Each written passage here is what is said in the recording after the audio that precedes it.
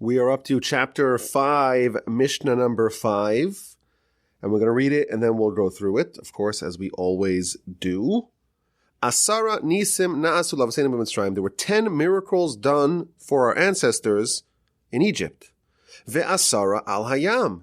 And 10 additional miracles that happened to our ancestors at the sea. As we know, a week after the Exodus, the Jewish people had absconded, had hightailed out of Egypt, and then the Egyptians found out that they ain't coming back, and they pursued them, and on day 7, we have this standoff at the sea. The Jewish people are surrounded by their enemies. Behind them is just the water, and one of the most miraculous events in all of human history happened. The Jewish people enter the water, and the water splits, and they're able to walk along walkable paths amidst the water. The Egyptians make the unfortunate and fatal decision to follow suit, and the water crashes down upon them, whereupon the Egyptian enemy has finally been vanquished. And in the aftermath of that, the Jewish people erupt into spontaneous song, and that's recorded, of course, in Parshas Beshalach in the book of Exodus, and they continue onward, and the rest of the narrative continues. So there were 10 miracles, we're told, in Egypt, the 10 plagues, of course, that are delineated in the early chapters of the book of Exodus. And then there were 10 additional miracles that happened to the Jewish people at the sea. Moreover, continues the Mishnah, Eser makos hevikosh baruch hu al Mitzrayim b'Mitzrayim. The Almighty brought 10 plagues upon the Egyptians in Egypt, just like the Jewish people experienced 10 miracles in Egypt and 10 miracles at the sea.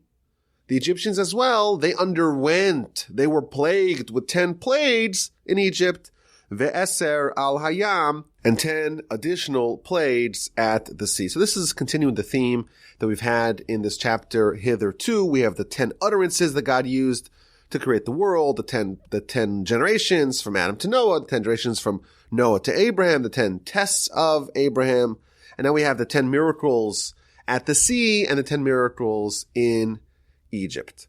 Now we know what the 10 miracles and the 10 plagues for the Egyptians were in Egypt, because that is told in great detail in the Torah, in the book of Exodus in Scripture. What exactly happened at the splitting of the sea? What were the 10 plagues / miracles that happened at the sea? The Torah does not spell it out, does not flesh it out in Scripture, and therefore it's kind of open-ended here, and every commentary has their own list of what exactly were these 10 events, these 10 miracles / plagues that happened at the sea. Now it is interesting that one of the central components of the Haggadah that we use to take us through the Seder night, the first night of Pesach, one of the sections talks about how many miracles and plagues happened in Egypt and at the sea. And the first opinion says there were 10 plagues in Egypt and 50 plagues at the sea. And the second opinion says, no. There were 40 plagues in Egypt and 200 plagues at the sea. And the third opinion says, no, there were 50 plagues in Egypt and there were 250 plagues at the sea. And this, of course, is a Mishnah that looks at it in a much more minimalistic sense. There were 10 in Egypt and 10 at the sea. And the positions, the opinions in the Haggadah are offered by Tanoim, i.e., people that come from the era of the Mishnah. So the fact that there is a dispute between our Mishnah and the sages in the Haggadah, that is not unusual. But it is important to note for this Mishnah that we have a more maximalist version of what happened at the sea, and even in Egypt itself, featured in the Haggadah. I do have a theory. We know the beginning of the Haggadah that we say on Pesach night, on the Seder night. It tells a story of the 5 great sages that spent Passover together in the city of Bnei Brak, and they were so engrossed in the story of telling over the Exodus narrative that they spent the entire night discussing it. until it was morning and it was time to pray the morning prayers. And their students had to come and usher them away from their discussions detailing what happened at the Exodus to go pray the morning prayers. And the question that everyone is always wondering about, wait a minute, what were they talking about? What were they occupying themselves with the entire night? What part of the story are they elaborating upon? And if we say that there were 250 different discrete miracles and plagues that happened at the splitting of the sea, there's obviously a lot of detail and a lot of richness to the story that we are not aware of. So maybe, perhaps, the great sages were detailing and enumerating all 250 miracles, and that, of course, would take a while. But our Mishnah talks about 10 miracles in Egypt and 10 at the sea. So what were the 10 at the sea? Like we said, every commentary has its own list. I want to go through the list offered by the Bar Tanura, one of the great commentaries on Mishnah. So the first miracle that happened at the sea is quite simple. The waters split. The Jewish people jump into the water. And Nachshon is the first one to go in. The Talmud tells us in the book of Sota, page 37a. Nachshon jumps in, and the waters reach his nostrils, and he prays to God and says, okay, hidiyu mayim ad nafesh, the waters have reached my soul. And miraculously, the water split. Miracle number 1. Miracle number 2 is that the waters didn't just split and go vertical. They actually became like a dome, like in the words of the Bar Tanura, like a tent hovering above them. And the Jewish people were walking like in a tunnel underneath the umbrella of water. Miracle number 3 is that the seabed became dry. Miracle number 4 is that for the Egyptians, it became like a quagmire of mud that they got caught up in. Number 5, that miraculously the dry land beneath the feet of the Jewish people became like nicely, neatly paved stones. Moreover, miracle number 6, the walls of water that were on either side of them hardened. Number 7, the miracle number 7, as detailed by the Bar Tanura, is that the water split into 12 walkable paths. Each tribe had their own path. Number 8, the water became glazed over like glass, and each tribe can see all the other tribes through this window of water, these walls of water on either side. Moreover, they were all illuminated by the pillar of fire that was accompanying the Jewish people. Miracle number 9, even though this was the sea, and seawater, of course, is salty, they were able to get fresh water from the walls of the water at their sides, and it was desalinated for them. And finally, after they drank, the water once again stiffened, the water hardened, and that is miracle number 10. So we see over here a very rich and colorful description of what had happened to the Jewish people at the splitting of the sea. They're walking, not only they're being saved, but the miracle is so dramatic. It's so stunning. It's so amazing. They are enraptured by this tremendous miracle. The water becomes hardened and they can see each other. And the Egyptians, of course, get caught up in the morass and the quagmire, and they are destroyed. Now, the joke that I always like to say about this, it's actually not true. It's apocryphal. It never happened. But I heard it from my science teacher in high school, and I feel like I have to tell it to y'all. I have to tell it to y'all. It's a joke. So perhaps you are familiar with the ethnic Jewish food called gefilte fish. Now, what is gefilte fish? Gefilte fish is kind of a mixture of various different fishes or fish that are mixed with all kinds of potions. Now, as someone who doesn't really eat fish, I know I should be eating fish. I know I need my omega-3 and omega-6. But ever since I was a kid, I just loathed the notion of fish. I couldn't stand the smell of fish. The greatest compliment you could ever give fish is that it tastes like chicken. So I never liked fish. Don't blame me. Don't send me angry emails. That's just the way it is. But many Jewish families have a custom to eat gefilte fish on Shabbos. And the question is, what's the origin of this fish patty called gefilte fish? How did it become such a ubiquitous custom amongst Jewish families to eat this on Friday night, and some people even on Shabbos lunch? So the story goes is that the Jewish people, they were escaping from the Egyptians, and then finally they were surrounded, and they were terrified, and they ran to Moses, and they said to Moses, save us, what's going to be? And Moses started praying, and they're terrified. They all think they're going to die. Suddenly the water splits, and they start running, hightailing into the water. And what a miracle. Amazing. And the Egyptians follow, and they get crashed down upon him. But in the middle of this walk, the Jews tell Moshe, we're so sweaty. We're so thirsty. Give us some water. So Moshe says to them, I don't get it. We're in the middle of the sea. Everywhere you look, there's walls of water on every side of us. You need water? There's plenty of water. So they say to Moshe, yeah, there's plenty of water, but it's, after all, it's all seawater. It's all seawater. It's all salty. We can't drink this water. So Moshe's sitting there, and he's kind of mulling over his options and figuring out what to do. And suddenly, a little fish jumps out of the water and starts speaking to Moses. And the fish tells Moses, I have a solution.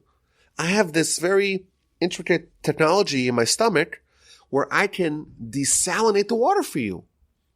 I could swallow all the salt water, all the seawater, and then I'll remove the salt in my stomach, and then I'll shoot out jets, torrents of fresh water, and everyone can drink from this like water fountain I'll create. So Moshe says, oh, amazing. This sounds like a great idea. But the fish says, I have a condition. I have a condition. What's the condition? Every Friday night, every Jewish family around the whole world will have to eat me on their Shabbos table. Is it a deal? Is it a deal? And Moshe says, you got a deal. Go filter fish. That's the joke that I heard in high school. Apparently, from the Bartanura, it's actually not true. It's apocryphal, the story, because that was one of the miracles that the water itself became desalinated. Anyhow, there's an interesting angle to this Mishnah. So we're told that 10 miracles in Egypt, 10 at the sea, 10 plagues in Egypt, 10 at the sea. What is the significance of the fact that there were 10? Of course, 10 is an important number as evidenced by the fact that it's featured again and again in successive Mishnayos in our chapter. But why specifically must the exodus of the Jewish people from Egypt, why must it be done in a staggered fashion, in a tiered fashion? First, there are miracles in Egypt, 10 miracles for the Jewish people, coupled with 10 plagues for the Egyptians. And then once they leave, they go to the sea, and 10 more miracles for the Jewish people, and 10 more plagues for the Egyptians. And only then can the Jewish people finally shake themselves free of their Egyptian oppressor. And I think the answer is that what happened over here in Egypt with the whole Exodus, it was a transformation, not only for the Jewish people, but also for Pharaoh and the Egyptians. When the story started, the Jewish people had become submerged in the Egyptian way of life. They had lost that special quality of a belief that they're an independent nation with a grand history, with a bright future. They became slaves to Pharaoh. And they also began to adopt the ways of their idolatrous neighbors. And with the Exodus, there was a transformation. The transformation that not only changed the Jewish people from being a subjugated nation of slaves to Pharaoh and transformed them into a nation of freemen subject to God and not to Pharaoh. But the Egyptians as well were changed. They went from a nation that totally rejected faith. When Moshe initially came to Pharaoh, Pharaoh said to him, "Who is God that I shall listen to him?" He was dubious. He was skeptical of this whole idea of this one invisible God. And over the course of these 10 plagues, he begins to soften his opposition, and he begins to embrace the precepts of faith. And he starts to accept the fact that God's in control, and his power is limited. And eventually, he yields and sends away all his slaves. So the Jewish people and the Egyptian people both came to faith, but they took very different paths to get there.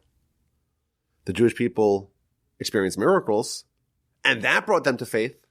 And the Egyptians experienced plagues that crippled them, that humbled them, that brought them to their knees, and that brought them to faith. And therefore, these two stories are concurrent transformations from opposite directions. Both nations are being brought to faith and to God. The Jews via miracles, the Egyptians via plagues. And in an episode in my other podcast, or one of my other podcasts called This Jewish Life, right before Pesach, we speculated that there is a fundamental difference between the Exodus narrative as told in Scripture in the book of Exodus and the Exodus narrative that's featured in the Haggadah that we read on Pesach, wherein in Scripture we're following the story of Pharaoh. And what happens to the Jewish people is largely omitted. Whereas the narrative of the Haggadah is almost entirely from the perspective of the Jewish people and what befell them and what they experienced and what they saw and what they learned and how they were changed. So we have two versions of the same story from the point of view of the Egyptians in Scripture and from the point of view of the Jewish people in the Haggadah. And we speculated that our sages tell us that the Egyptian redemption from exile, which was the first redemption that our nation experienced, that is the blueprint, that is the model of all future redemption. And the fact that this redemption or this transformation happened to two different groups of people in two entirely different, almost opposing ways, that shows us that there is a spectrum for redemption. And our future redemption, i.e. the idea of Messiah, can happen in one of two very different ways. Like the Talmud tells us, Messiah will come in a generation that's entirely righteous, or in a generation that's entirely wicked. What kind of generation begets messianic redemption? The answer is, really any kind of generation. But the nature of that redemption is very different when it comes about in a generation that's entirely righteous versus in a generation that's entirely wicked. And the idea here is, we are promised that we will have Messiah. The messianic redemption is set in stone. That is not in our hands. We have no free will to change that. However, our free will still matters greatly in the subject of Messiah. Because via our free will, we choose what kind of messianic redemption we get. We could choose to become a generation that's entirely righteous. And then we will experience the equivalent of 10 miracles where we see our enemies fall before us and we get transformed and uplifted. And we're uplifted and it's all positive. Alternatively, we could choose to be generations entirely wicked. We could choose the Pharaoh path, if you will, of redemption. And we too can be redeemed and transformed, not via 10 miracles, but via 10 plagues. And the result is the same, but what we look like and what are the conditions that bring about this transformation, vastly different if we choose the Pharaoh version, the 10 plagues version, or if we choose the 10 miracles version. And there's another deep idea over here. The Jewish people, they are living in Egypt for hundreds of years. And they have adopted a lot of the behavior and priorities and values and ideals of their Egyptian neighbors. In fact, we're told that the Egyptians were idolaters, and the Jewish people, their Jewish subjects, were also idolaters. And what happens? The Jewish people leave Egypt, are saved from Egypt. We have the Exodus. And a month and a half later, we're at Sinai, experiencing the theophany, witnessing the 10 commandments, being elevated to the levels of prophecy, and getting Torah from God. How does that transformation happen? That's the subject of this Mishnah. We were changed fundamentally via these 10 miracles and via witnessing the 10 plagues that befell our overlords. But isn't it interesting that the venue of these plagues/miracles are both in Egypt, 10 plagues for the Egyptians, 10 miracles for us in Egypt, and then we leave Egypt. And 7 days later, we're out of Egypt, we're at the sea, and we have 10 additional plagues for the Egyptians and 10 additional miracles for us. Perhaps what this tells us is the Jewish people had become influenced by their Egyptian neighbors. And how does that change? It changes, well, if you see miracles and plagues, that's going to change your perspective on a lot of things.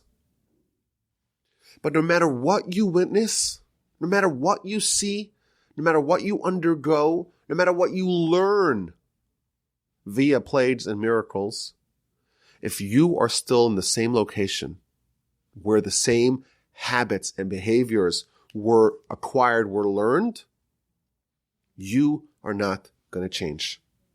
It's only once you leave your situation, you leave your comfort zone, you leave the place where you have acquired those bad habits, you reinvent yourself, you're someplace else, you're a different place, you're in a different situation, only then can you have that final element of transformation.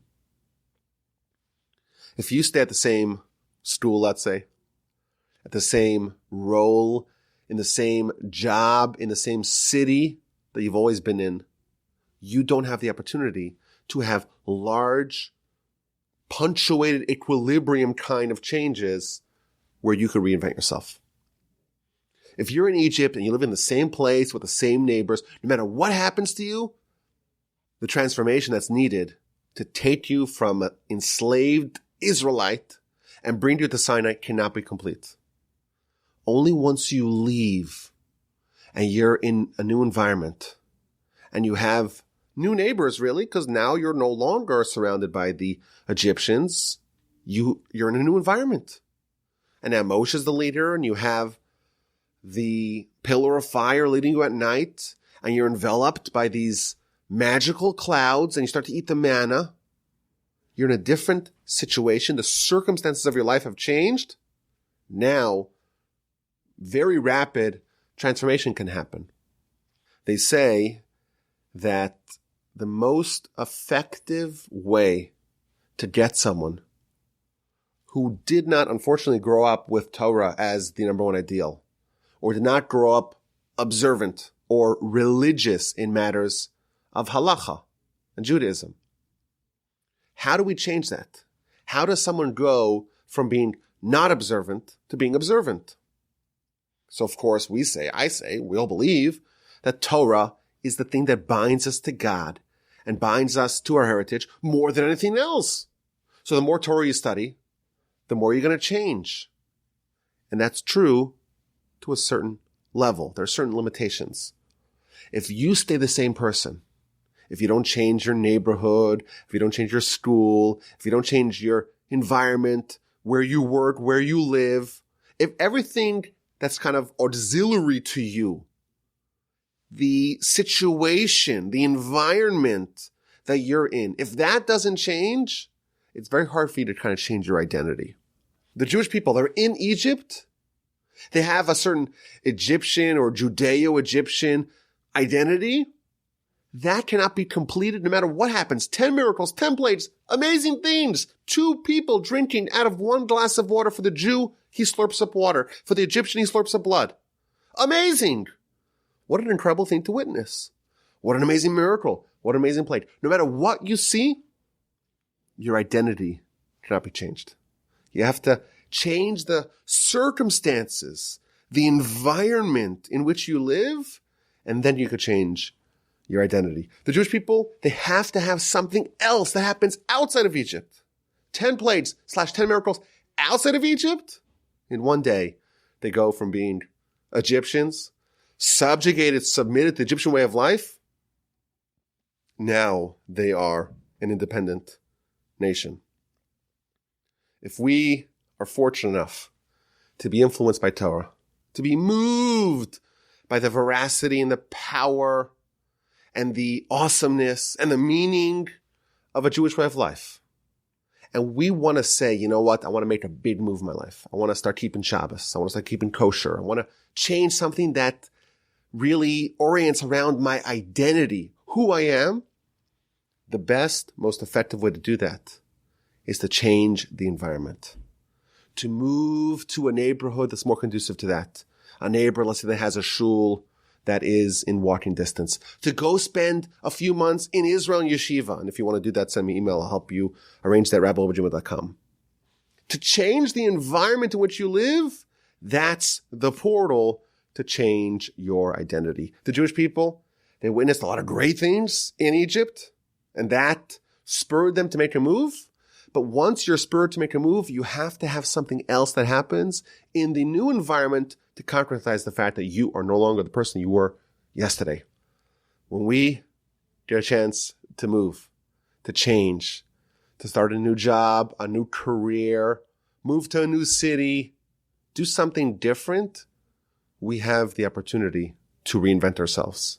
The Jewish people, they got that opportunity at the sea, and with 10 miracles and 10 plagues, forever, the nation was changed.